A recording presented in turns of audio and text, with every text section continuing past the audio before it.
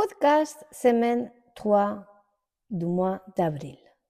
Mémoire transgénérationnelle. Depuis le début de ce mois d'avril, nous avançons ensemble dans un territoire très particulier, celui de la mémoire et de la lignée. Un espace à la fois intime, profond et souvent invisible. Lors de la première semaine, nous avons commencé à faire une distinction essentielle. Ce que nous appartient et ce que ne nous appartient pas. Nous avons ouvert une première porte, une prise de conscience simple, mais déjà très puissante. La semaine dernière, nous avons exploré quelque chose d'encore plus subtil, les loyautés invisibles.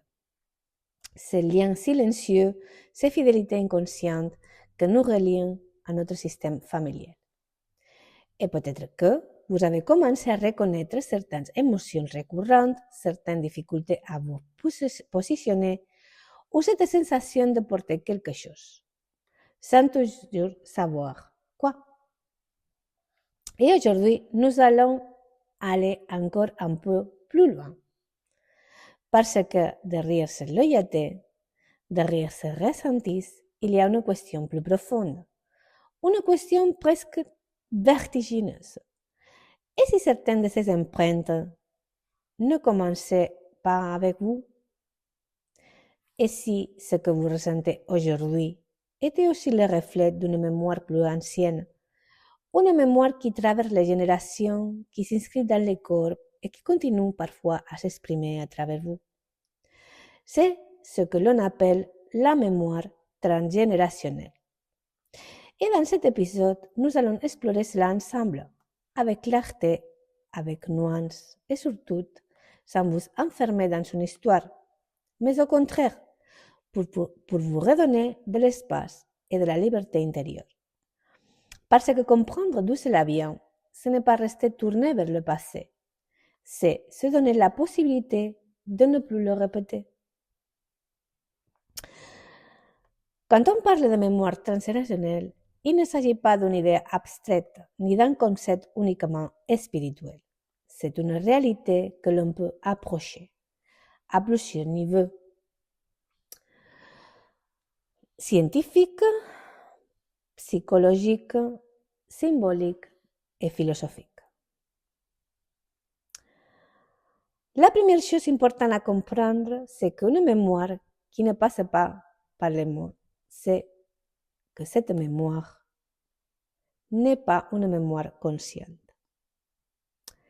Nous ne nous souvenons pas de ce que nos parents ou nos grands-parents ont vécu. Et pourtant, quelque chose peut rester inscrit. Pas dans le récit, mais dans le corps.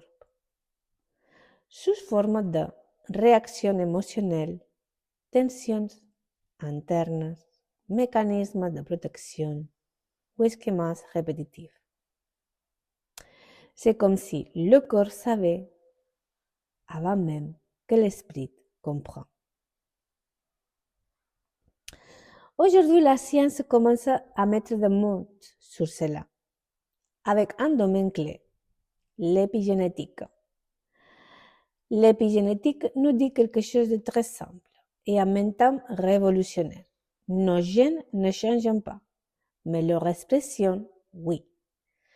Cela signifie que les expériences de vie, comme le stress, le traumatisme, les environnements extrêmes, peuvent laisser une empreinte, non seulement chez une personne, mais aussi chez ses descendants. Des études ont montré, par exemple, que les enfants de survivants du Holocauste présentent des modifications dans leur réponse au stress. Ou encore que certaines sensibilités émotionnelles peuvent être transmises biologiquement. Et ici, il est très important de rester juste. Nous n'héritons pas des souvenirs précis. Nous héritons des sensibilités. Nous ne portons pas leur histoire, mais la manière dont le corps a appris à y répondre. Au-delà de la biologie, la psychologie transgénérationnelle et les approches systémiques nous apportent une autre lecture. Elles parlent de répétition familiale, fidélité inconsciente, place dans le système. Comme si certaines histoires non résolues cherchaient à être vues à travers les générations, non pas pour nous enfermer, mais pour être reconnues, être intégrées et parfois être apaisées. Et si l'on élargit encore, on retrouve cette idée dans de nombreuses traditions. Dans le bouddhisme, par exemple, l'être humain n'est pas séparé mais profondément relié. Chaque expérience s'inscrit dans une continuité. Dans la philosophie stoïcienne, nous ne contrôlons pas ce qui nous arrive, mais nous pouvons choisir la relation que nous entretenons avec cela.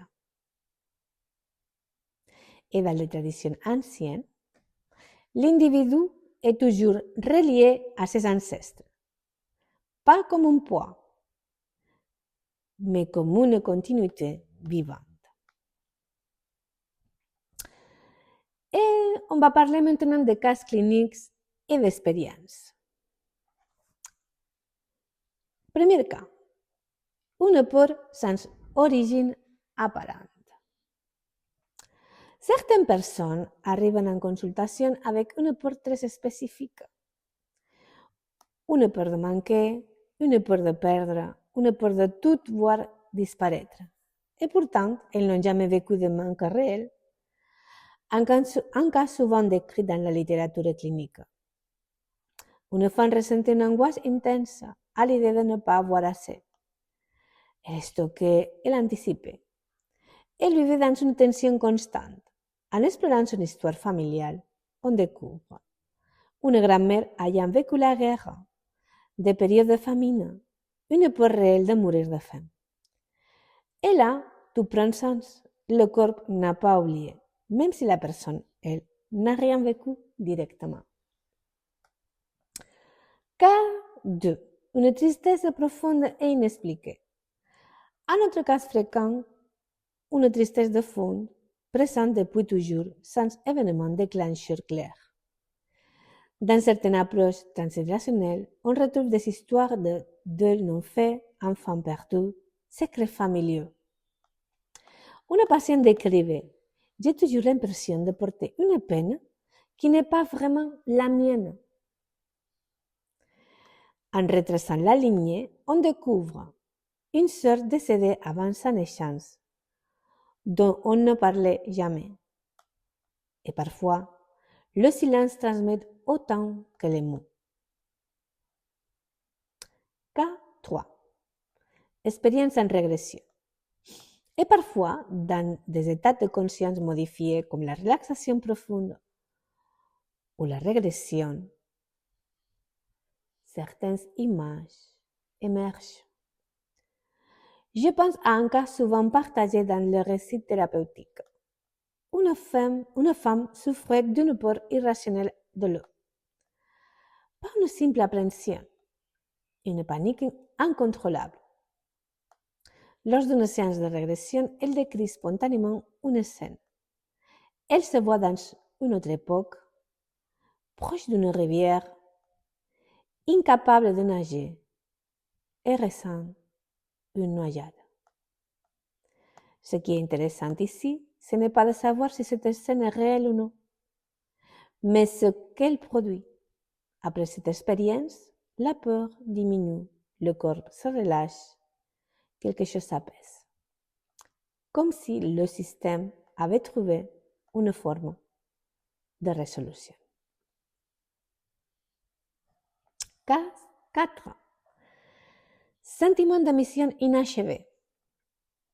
Certaines personnes ressentent aussi une urgence de vivre, une peur de ne pas accomplir quelque chose, sans comprendre pourquoi. Dans des récits de régression, certains décrivent une vie interrompue, une mission stoppée brutalement. Et dans leur vie actuelle, elles ressentent une pression intérieure, une quête constante, une difficulté à sentir suffisant. Et lorsque cela émerge, quelque chose change. La pression devient compréhension, l'angoisse devient direction. Et ici, il est essentiel de garder une posture juste. Tout ne vient pas du transgénérationnel. Tout ne vient pas de vie passée. Mais certaines expériences internes ne trouvent pas d'explication uniquement dans le présent. Et ce que ces approches permettent, ce n'est pas d'enfermer dans une histoire, mais au contraire, de donner du sens, d'apaiser le corps, de relâcher une tension. Parce que ce qui compte, ce n'est pas l'origine exacte, c'est la transformation que cela permet. Il y a quelque chose que j'ai longtemps ressenti sans vraiment pouvoir l'expliquer, une forme d'angoisse, pas constante, mais présente. Une peur très particulière, la peur de ne pas avoir le temps, la peur de ne pas arriver à accomplir ce que j'étais censé faire. Et pourtant, objectivement, tout allait bien, j'avais une bonne vie, une profession stable, j'avançais. Mais à l'intérieur, il y avait cette tension, comme une urgence silencieuse, comme si quelque chose en moi disait « Dépêche-toi, tu n'as pas le temps !» Pendant le temps, je n'ai pas compris, parce que dans mon histoire personnelle, il n'y avait rien de vraiment logique pour expliquer cette intensité. Mon enfant a été globalement stable, ma famille présente, et pourtant, cette sensation revenait. Et cela m'a poussé à faire, à chercher, à avancer, parfois trop vite, parfois en me perdant un peu en chemin. Avec le recul, je peux dire que certaines de mes décisions ont été prises depuis cette urgence. Pas depuis le calme. Et puis, un jour, dans un travail plus profond, une compréhension est venue, pas mentale, mais ressentie. Dans une expérience de régression, j'ai eu accès à une image, une sensation d'une autre temporalité. Une vie où quelque chose avait commencé, mais n'avait pas pu se terminer. Une mission interrompue, une direction stoppée. Et à ce moment-là, quelque chose s'est aligné. Je n'ai pas vécu cela comme une vérité absolue, mais comme une clé de compréhension et surtout une clé d'apaisement. Parce que j'ai compris que ce n'était pas une peur, c'était un élan. Pas une angoisse à combattre, mais une direction à écouter. Et à partir de là, tout a changé. L'urgence s'est transformée en mouvement, la pression s'est transformée en sens. Et aujourd'hui, même si la vie m'amène d'autres défis, comme les transformations du corps, les changements hormonaux, je ne le vis plus depuis de l'estrès, mais depuis une forme de stabilité intérieure, parce que mon système n'est plus en lutte. Et peut-être que ce que vous ressentez, vous aussi, ce n'est pas un problème, mais un message, une mémoire ou un mouvement qui cherche simplement à être compris. Alors, si l'on prend un peu de recul, tout ce que nous avons exploré aujourd'hui nous amène à une compréhension essentielle. Nous ne sommes pas une page blanche. Nous sommes traversés par des histoires, par des émotions, par des empreintes. Mais nous ne sommes pas non plus définis par elles. Et c'est là toute la nuance, parce que comprendre la mémoire transgénérationnelle, ce n'est pas chercher des explications partout dans le passé. Ce n'est pas s'identifier à une histoire. Ce n'est pas porter encore plus. Au contraire, c'est reconnaître sans s'alourdir. C'est pouvoir dire, oui, quelque chose passe à travers moi, mais cela ne m'appartient pas entièrement. Et à partir de là, quelque chose s'ouvre, un espace de liberté, un espace de choix, un espace de transformation. Parce que ce qui se répète peut s'arrêter et ce qui s'exprime peut s'épaisser. Et parfois, le simple fait de voir, de reconnaître, de mettre de la conscience, change déjà profondément la manière dont le corps réagit. Alors non, il ne s'agit pas d'effacer le passé, il s'agit de changer la relation que nous avons avec lui et surtout de sortir de quelque chose de très courant, la dramatisation intérieure. Parce que parfois, nous amplifions ce que nous ressentons, nous nous identifions, nous tournons autour et cela ne fait pas que renforcer l'intensité, alors que la vraie maturité émotionnelle, elle est ailleurs. Elle est dans la capacité à voir sans se perdre, à ressentir sans s'identifier totalement, à accueillir sans amplifier. Dédramatiser, c'est déjà transformer. Et cela ne veut pas dire nier, cela veut dire remettre à sa juste place. Parce que la vie va toujours nous proposer des émotions, des peurs anciennes, des peurs présentes, et même des peurs futures. Et ce n'est pas un problème. Le corps est fait pour cela. Le système nerveux est là pour protéger. Mais notre rôle, ce n'est pas de lutter contre tout cela. C'est de pouvoir dire, d'accord, je vois, je comprends, mais je ne m'accroche pas. Et c'est là que quelque chose devient beaucoup plus simple, beaucoup plus fluide. Alors, cette semaine, je vous invite simplement à observer, sans chercher à tout comprendre, sans chercher à tout résoudre, mais à laisser émerger ce qui se présente, ce qui se répète, ce que vous touche, avec une question douce. Est-ce que cela m'appartient vraiment?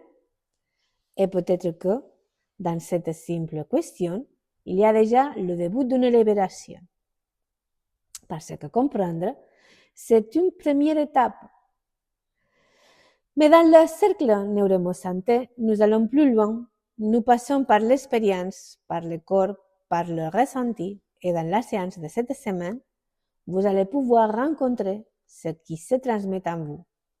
Non pas pour analyser, mais pour ressentir, reconnaître et commencer à transformer. Ce qui se transmet peut aussi se transformer.